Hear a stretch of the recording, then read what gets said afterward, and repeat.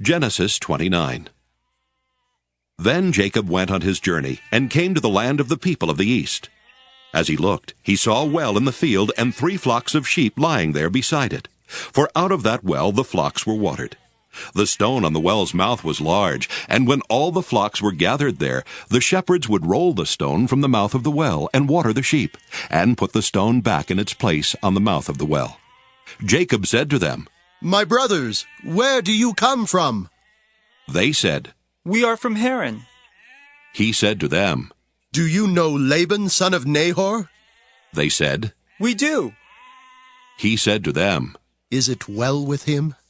"Yes." They replied. "And here is his daughter Rachel coming with the sheep."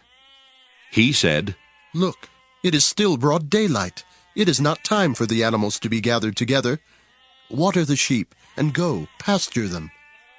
But they said, "We cannot until all the flocks are gathered together and the stone is rolled from the mouth of the well. Then we water the sheep." While he was still speaking with them, Rachel came with her father's sheep, for she kept them.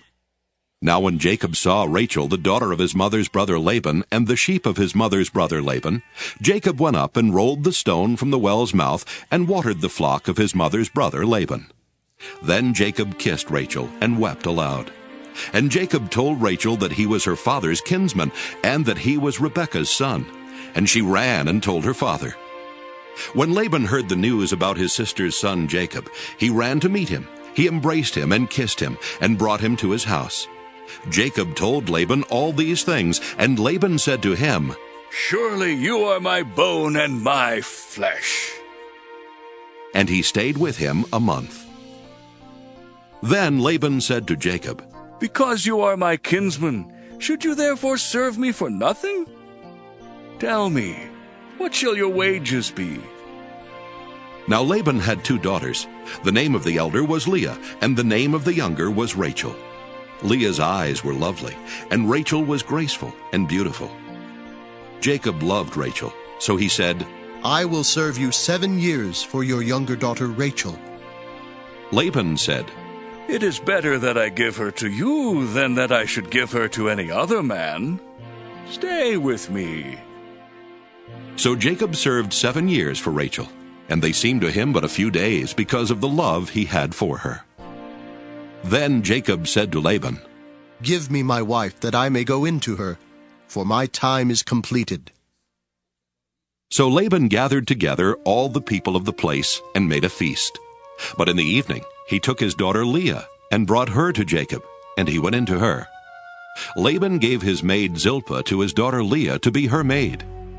When morning came, it was Leah, and Jacob said to Laban, "What is this you have done to me? Did I not serve with you for Rachel? Why then have you deceived me?" Laban said, "This is not done in our country, giving the younger before the firstborn. Complete the week of this one, and we will give you the other also in return for serving me another 7 years.